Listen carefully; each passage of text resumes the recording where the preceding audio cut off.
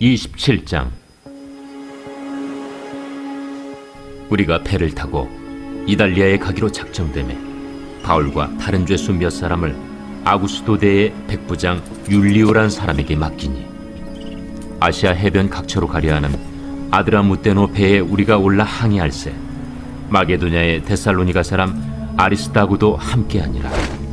이튿날 시돈에 되니 율리오가 바울을 친절히 대하여 친구들에게 가서 대접받기를 허락하더니, 또 거기서 우리가 떠나가다가 맞바람을 피하여 급으로 해안을 의지하고 항해하여 길리기아와 밤빌리아 바다를 건너 루기아의 무라시에 이르러 거기서 백부장이 이달리아로 가려 하는 알렉산드리아 배를 만나 우리를 오르게 하니, 배가 더디가 여러 날 만에 간신히 니도 맞은편에 이르러 풍세가 더 허락하지 아니하므로 살몬의 앞을 지나 그레데 해안을 바람막이로 항해하여 간신히 그 연안을 지나 미항이라는 곳에 이르니 라세아시에서 가깝더라.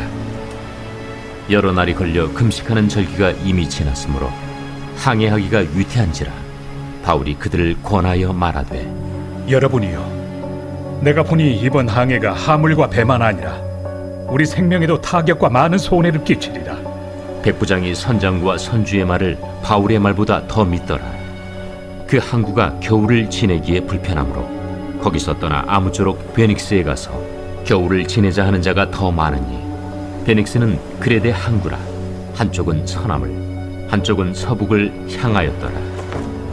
남풍이 순하게 불매 그들이 뜻을 이룬 줄 알고 닻을 감아 그레데 해변을 끼고 항해하더니, 얼마 안 되어 섬 가운데로부터 유라굴로라는 광풍이 크게 일어나니 배가 밀려 바람을 맞추어 갈 수 없어 가는 대로 두고 쫓겨가다가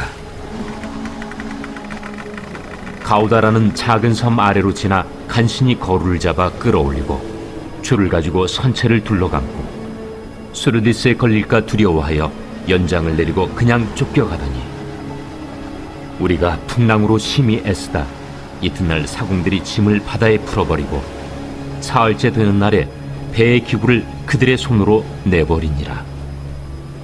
여러 날 동안 해도 별도 보이지 아니하고 큰 풍랑이 그대로 있음에 구원의 여망마저 없어졌더라. 여러 사람이 오래 먹지 못하였음에 바울이 가운데 서서 말하되, 여러분이여, 내 말을 듣고 그레데에서 떠나지 아니하여 이 타격과 손상을 면하였더라면 좋을 뻔하였느니라. 내가 너희를 권하노니 이제는 안심하라. 너희 중 아무도 생명에는 아무런 손상이 없겠고 오직 배뿐이리라. 내가 속한 바 곧 내가 섬기는 하나님의 사자가 어젯밤에 내 곁에 서서 말하되, 바울아, 두려워하지 말라. 내가 가이사 앞에 서야 하겠고 또 하나님께서 너와 함께 항해하는 자를 다 내게 주셨다 하였으니, 그러므로 여러분이여 안심하라. 나는 내게 말씀하신 그대로 되리라고 하나님을 믿노라. 그런즉 우리가 반드시 한 섬에 걸리리라. 열나흘째 되는 날 밤에 우리가 아드리아 바다에서 이리저리 쫓겨가다가 자정쯤 되어 사공들이 어느 육지에 가까워지는 줄로 짐작하고 물을 재어보니 20길이 되고 조금 가다가 다시 재니 15길이라.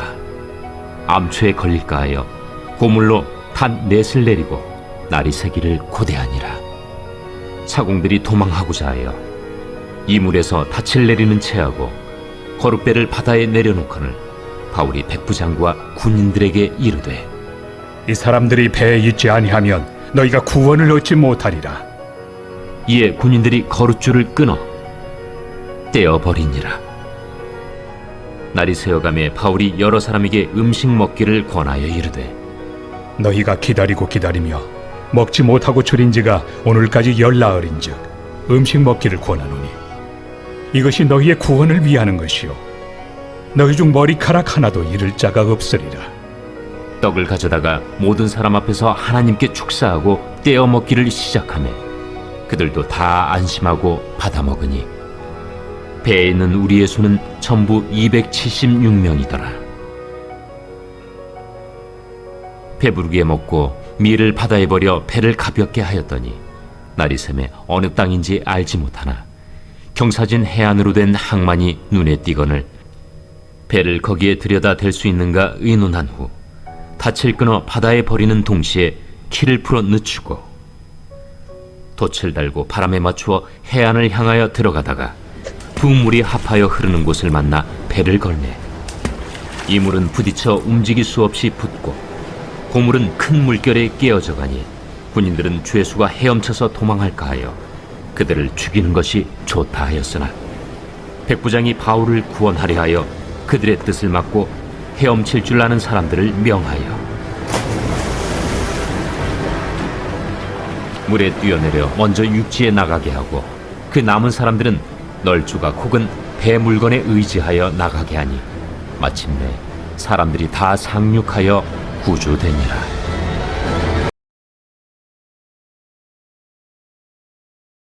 오늘 말씀의 내용이 참 길어요. 그죠? 44절까지 이야기인데 오늘 말씀의 넓은 의미로서 이렇게 핵심을 딱 이해할 수 있게 하는 동사가 있습니다. 그게 뭐냐면 15절 그리고 17절에 나오는 쫓기다라고 하는 동사입니다. 15절에 보면은 쫓겨나가, 또 17절에 보면 쫓겨가더니 이렇게 말씀을 나오거든요.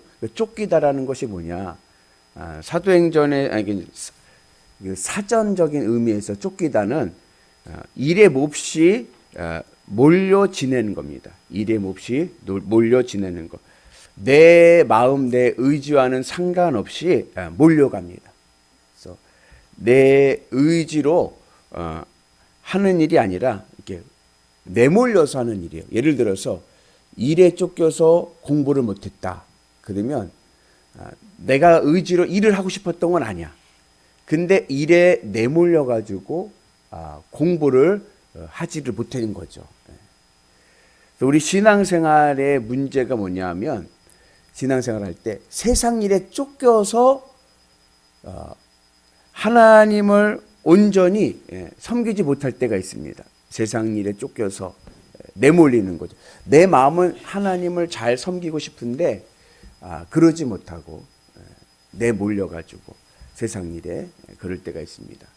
그럴 때 어떻게 해야 되느냐? 대학 선교단체인 IVP에서 그 이사를 지냈던 찰스 햄멜이라는 분이 급한 일로 쫓기는 삶이라는 책을 썼는데 거기 내용을 보면 이런 거예요. 세상 일에 쫓겨서 살아갈 때에 어떻게 해야 우리가 자유함을 누리며 신앙생활을 할 수 있는가? 그러기 위해서는 하나님과 작전 타임을 해야 된다. 세상 일에 막 몰두해가지고 쫓겨 막 갈 때 작전 타임 해가지고 하나님과 충분히 교제를 해야 된다. 그래서 예전에 그런 비유들 많이 했어요. 월드컵 할 때 월드컵 축구하면 전반전 후반전 전에 뭐 있어요? 작전 타임이 있잖아요. 그래서 전반전 세상이 열심히 뛰고 그다음에 뭐요? 작전 타임에서 하나님 앞에 예배 드리고 집중하고 그리고 내 삶을 다시 점검하고 그리고 다시 또 이제 세상에 나가서 또 열심히 뛰어야 된다. 하나님과 작전 타임을 해서 하나님과 충분한 교제의 생활을 해야 된다라고 이야기를 합니다. 그래서 우리가 세상 속에서 살아갈 때 세상에 쫓기지 말고 그리고 하나님 앞에서 자유한 삶을 살아야 되는데 그러기 위해서 중요한 것이 뭐냐면 쫓기는 상황을 바꾸려고 해요. 우린 자꾸 이렇게 상황에서 쫓기잖아요. 그 쫓기는 상황을 바꾸려고 하는데 상황을 바꾸려고 하지 말고 이유를 바꿔라. 내가 왜 쫓겨 사는지 그 이유를 바꿔서 살아가야 자유함을 살 수 있다라고 이야기를 합니다. 그래서 이제는 신앙인은 뭐냐? 세상 일에 쫓겨 사는 삶이 아니라 하나님에게 쫓겨 사는 삶을 살아야 됩니다. 하나님 뜻에 쫓겨 살아가야 돼요. 그래서 오늘 우리 사도행전 우리 이제 거의 결말 부분에 많이 왔는데 사도행전적인 삶이란 뭐냐? 그것은 세상 일에 쫓기는 삶이 아니라 자발적으로 하나님의 뜻에 쫓겨 사는 거예요. 그러니까 내 의지와 내 생각은 의미가 없어. 내 생각과 내 의지가 아니라 쫓겨가는 거예요. 하나님 앞에 내몰려가지고 하나님의 뜻 앞에서 늘 순종하면서 하나님의 뜻의 흐름 속에서 살아가는 은혜가 있기를 주님의 이름으로 축복합니다. 오늘 말씀의 내용은 바울이 이제 드디어 로마로 이제 재판을 받기 위해서 배를 타고 갑니다. 알렉산드리아호라고 하는 배를 타고 가는데 그 배를 타고 가다 뭘 만났어요? 유라굴로라고 하는 광풍을 만났어요. 그 광풍을 만나서 14일 동안 환난을 당하다가 드디어 육지 땅에 도착하는 이야기입니다. 그러면서 오늘 이 사건 우리에게 이 사도행전적인 삶의 모습을 우리에게 보여줍니다. 사도행전적인 삶, 오늘 특별히 27장에서 말씀하는 의미는 뭐냐면 성령에 의해서 쫓기는 삶을 살아야 된다. 그 말씀을 우리에게 하고 있습니다. 그래서 성령의 광풍 속에서 이끌려서 내몰려서 그 성령의 강풍 속에서 살아가는 은혜가 있기를 축복합니다. 그래서 넓은 의미에 보면 이제 오늘 유라굴로 광풍이 나오는데 성경에서 보면 최초의 광풍은 뭐냐? 노아의 홍수입니다. 40일 동안 비바람이 막 몰아쳤잖아요. 그죠? 그래서 노아가 방주 안에서 150일 동안 있었습니다. 물이 빠지질 않아서. 그때에 어떻게 노아가 그 광풍 속에서 그 홍수 속에서 배가 침몰하지 않고 그리고 150일 동안 버티고 견딜 수 있었는가? 이유가 간단합니다. 그 이유는 노아의 방주에는 키가 없기 때문에 그래요. 키. 방향키가 없습니다. 그냥 내몰린 거예요. 그냥 비가 오면 비가 오는 대로, 바람이 불면 바람이 부는 대로, 풍랑이 불면 풍랑이 부는 대로 노아의 방주 막 제 마음대로 가는 거예요. 물길 따라서. 그랬더니 그 큰 홍수 속에서도 그리고 150일 동안 물 위에서도 안전하게 살 수가 있었습니다. 마찬가지로 오늘도 물론 이제 오늘 나오는 바울이 탄 배 알렉산드리아호에는 키가 있었어요. 키가 있었는데 방향키가 있었지만 그 유라굴로 광풍이 얼마나 센지 키가 작동이 안 돼. 그래서 광풍에 내몰려서 움직이고 그것 따라서 가게 됩니다. 이것을 통해서 우리가 깨닫게 되는 것은 뭐냐? 하나님의 광풍이 불 때, 하나님의 뜻이 막 흐를 때 내가 그것을 조종하려고 하면 인생이 피곤해집니다. 배가 다 박살나고 마는 거예요. 그러나 내가 그 하나님의 광풍 속에서 내가 순종하고 그리고 그 자발적으로 하나님의 뜻에 내몰려서 쫓기는 삶을 살게 되면 우리의 삶은요 하나님의 은혜로 더 좋고 더 선한 뜻을 이룰 수 있는 은혜가 있을 줄로 믿습니다. 그래서 오늘 유라굴로 광풍을 통해서 이 배가 내몰렸거든요. 쫓겨갔거든요. 그랬더니 두 달 이상 걸릴 거리를 2주 만에 간 거예요. 2주 만에. 얼마나 내몰라서 가든지. 우리가 하나님의 삶 속에서 믿음 안에 살 때 때로는 광풍이 오면 고난이 오고 어려움이 오게 되면 당황할 때가 있습니다. 당황하지 마시고 하나님의 뜻을 믿고 내 의지와 내 생각과 내 경험은 내려놓고 말씀에 순종해서 믿음의 길로 자발적으로 쫓겨가는 거예요. 순종하며 가는 겁니다. 그러면 내가 생각한 것보다 더 빨리 더 큰 열매를 맺을 줄로 믿습니다. 요셉이 있지 않습니까? 요셉이 17살에 노예로 애굽에 팔려갔어요. 무슨 희망이 있겠어요? 그죠? 근데 요셉은 그 마음에 무슨 뜻이 있었냐면 여기에도 하나님의 뜻이 있겠지. 하나님의 뜻을 믿고 그 하나님의 뜻의 섭리에 자신을 맡깁니다. 그랬더니 13년 뒤에 30세 때 애굽의 총리가 됩니다. 요즘 말로 하면은 미국의 총리가 되는 것과 마찬가지인 거예요. 어떻게 여러분 한국 사람이 이민을 가서 17살에 이민을 가서 30살에 총리가 될 수 있겠습니까? 미국에서 불가능하죠.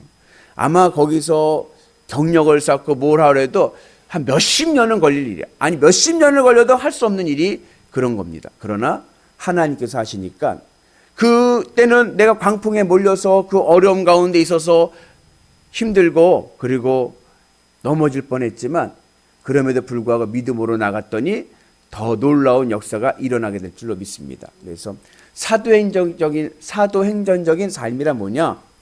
하나님의 광풍이 불 때 자발적으로 그 하나님의 뜻의 광풍에 나를 맡기고 믿음의 길을 가면 하나님이 계획하심 속에서 내 삶이 더 아름답고 복되고 구원을 누리게 될 줄로 믿습니다.